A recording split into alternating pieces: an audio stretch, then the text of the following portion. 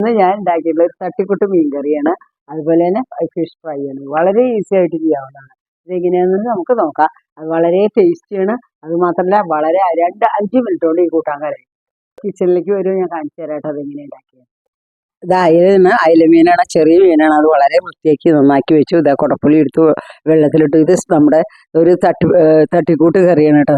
എളുപ്പത്തിൽ ഉണ്ടാക്കാൻ പറ്റുന്നത്. നാളികേരം മിക്സിയിലിട്ടു, കുറച്ച് മല്ലിപ്പൊടി ഇട്ടു, പിന്നെ അതുപോലെ കുറച്ച് ഇത് ഇട്ടു, ഉള്ളി ഇട്ടു, ഇഞ്ചി ഇട്ടു, പച്ചമുളക് ഇട്ടു, നാളികേരത്തിൻ്റെ കൂടെ. അതുപോലെ അതൊക്കെ കഴിഞ്ഞിട്ട് നമുക്കത് അരയ്ക്കണം.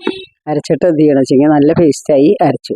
അതിൽ മുളക് പൊടി ചേർക്കുക. 1 സ്പൂൺ 1.5 ടീസ്പൂൺ മുളക് പൊടി ഇപ്പോൾ ചേർത്തു കേട്ടോ. അത് കഴിഞ്ഞ് എന്ത് ചെയ്യണമെന്ന് വെച്ച് കഴിഞ്ഞാൽ ചട്ടി അടുപ്പിൽ വെച്ചു. ചട്ടി അടുപ്പിൽ വെച്ചിട്ടില്ല, ചട്ടിയിൽ അത് ഒഴിച്ചു. നാളികേരം അരച്ചതും മുളകൊക്കെ അരച്ച മസാല ഒഴിച്ചു. അത് കഴിഞ്ഞ് അത് കഴുകി ഒഴിച്ചു. അത് കഴിഞ്ഞിട്ട് ഇനി കുടംപുളിയുടെ വെള്ളം ഒഴിക്കണം. മഞ്ഞൾപ്പൊടി ഇട്ടു, ഉപ്പിട്ടു.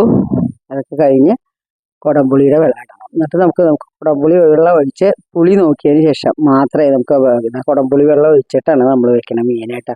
എളുപ്പപ്പണിയാണ്. ആകെ ഗ്രേവിയിൽ ഉപ്പും പുളി മുളകൊക്കെ ഇട്ട് പച്ചമുളകൊക്കെ ഇട്ടിട്ട് അടുപ്പിൽ വെച്ചിട്ടാണ് ഞാൻ ഒരു കുടംപുളിയുടെ കഷ്ണം ഇട്ടു. വെള്ളം തിളപ്പിച്ചത് ഒഴിച്ചു, പിന്നെ ഒരു കുടംപുളി ഇട്ടു കേട്ടോ. കരിവേപ്പില ഇട്ട് ഞാൻ അടുപ്പിൽ വെച്ചു. എന്നിട്ട് മീനിട്ടു. നല്ലോണം തിളച്ചപ്പോഴാണ് മീനിട്ടത്. മീൻ അത്രയല്ലേ വേവുള്ളൂ. വളരെ ഈസിയാണ് മീൻ കലാവ. ഇതൊരു ഈസി കൂട്ടാനാണ്. ഇങ്ങനെ ചെയ്ത് നോക്കും. അതിനിടയിൽ ഞാൻ കുറച്ച് ചുവന്നുള്ളി, ഇഞ്ചി, കുറച്ച് ചുവന്നുള്ളിയും പച്ചമുളകും, ഒരു പച്ചമുളകും 2-3-4 ചുവന്നുള്ളി അരിഞ്ഞു. അത് ഇനി അതിലിടണം. അപ്പോൾ വാങ്ങണ സമയത്ത്, കൂട്ടാൻ വാങ്ങണ സമയത്ത് അത് ഇടണം കേട്ടോ. നമുക്ക് തിളയ്ക്കണ കൂട്ടാൻ നല്ലപോലെ തിളക്കട്ടെ. അതിൽ കുറച്ച് വെളിച്ചെണ്ണ ഒഴിച്ചു. എന്നിട്ട് എന്താ കാരണം വെച്ചാൽ മീൻ കൂട്ടാനിൽ വെളിച്ചെണ്ണ ആദ്യം ഒഴിക്കണം. അപ്പോഴതിനൊരു ടേസ്റ്റ് കൂടുതലാണ്. അത് കലാക്കാൻ തന്നെ അതിൻ്റെ ഉള്ളിൽ അടുപ്പിൽ വെക്കുന്നതിന് മുമ്പേ കുറച്ച് വെളിച്ചെണ്ണ ഒഴിക്കണം. അത് ഞാൻ വിട്ടുപോയി. അത് കാരണം കൊണ്ടാണ് ഒഴിച്ചത് വെളിച്ചെണ്ണ. ഇനി എന്താ വെച്ചാൽ ഉള്ളി പച്ചമുളക് അരിഞ്ഞത് അതിലിട്ടു.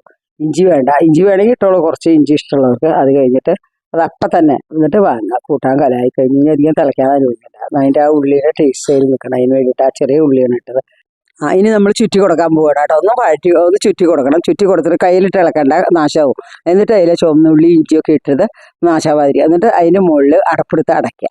കറിവേപ്പില ഇട്ടിട്ട് അടച്ചു വയ്ക്കുക. അടയ്ക്കുക എന്ന് പറഞ്ഞാൽ ഫുള്ളി അടയ്ക്കേണ്ട, കുറച്ച് ഇങ്ങനെ ചുറ്റിയിട്ട് അടപ്പെടുത്തിട്ട് പതുക്കെ അടച്ച് വയ്ക്കുക. പകുതി ഇങ്ങനെ വെക്കണം കേട്ടോ. അപ്പോഴേ ശരിയാവുള്ളൂ. ഇനി മീൻ വറുക്കാൻ പോവാണ് കേട്ടോ. മീനിൽ ഉപ്പും മുളകും മഞ്ഞൾപ്പൊടി പുരട്ടി അത് കഴിഞ്ഞ് അതൊന്ന് കുറച്ച് നേരം റെസ്റ്റ് ചെയ്തിട്ട് അതിനുശേഷം നമുക്കത് വറക്കാം.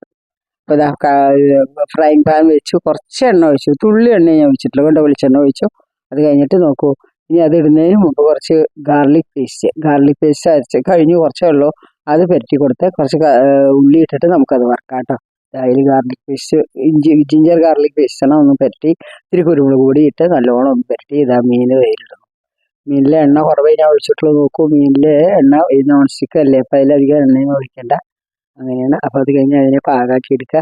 പാകാവണ സമയത്ത് കുറച്ച് നമ്മുടെ ഉള്ളി വഴറ്റിയത് സവോള ഉണ്ടല്ലോ, സവോള ഇരിക്കട്ടെ, അത് കുറച്ച് അതിൻ്റെ മുകളിലിട്ടോളൂ. നല്ലതാണ്. വറുത്ത് പ്ലേറ്റിലേക്ക് എടുത്തു വിട്ടാൽ അങ്ങനെ നമ്മുടെ മീൻ വറുത്തത് തയ്യാറായി. ഇനി നമുക്ക് ഫിഷ് കറിയൊക്കെ തയ്യാറായി. 5 മിനിറ്റിനുള്ളിൽ ഫിഷ് ഫ്രൈ വേവാൻ എത്ര വേണം? 2 മിനിറ്റ്. ബാക്കി കറിയൊക്കെ എളുപ്പം എല്ലാം കൂടി ഒരുമിച്ച് അങ്ങോട്ട് ചെയ്തു. ഫിഷ് ഫ്രൈ അത് അങ്ങനെ ചെയ്തു. നല്ല ടേസ്റ്റ് ഉണ്ട്. അപ്പോൾ ഇതൊക്കെ ഇഷ്ടപ്പെടുകയാണെങ്കിൽ ലൈക്ക് ചെയ്യൂ, ഷെയർ ചെയ്യൂ, സബ്സ്ക്രൈബ് ചെയ്യൂ കേട്ടോ.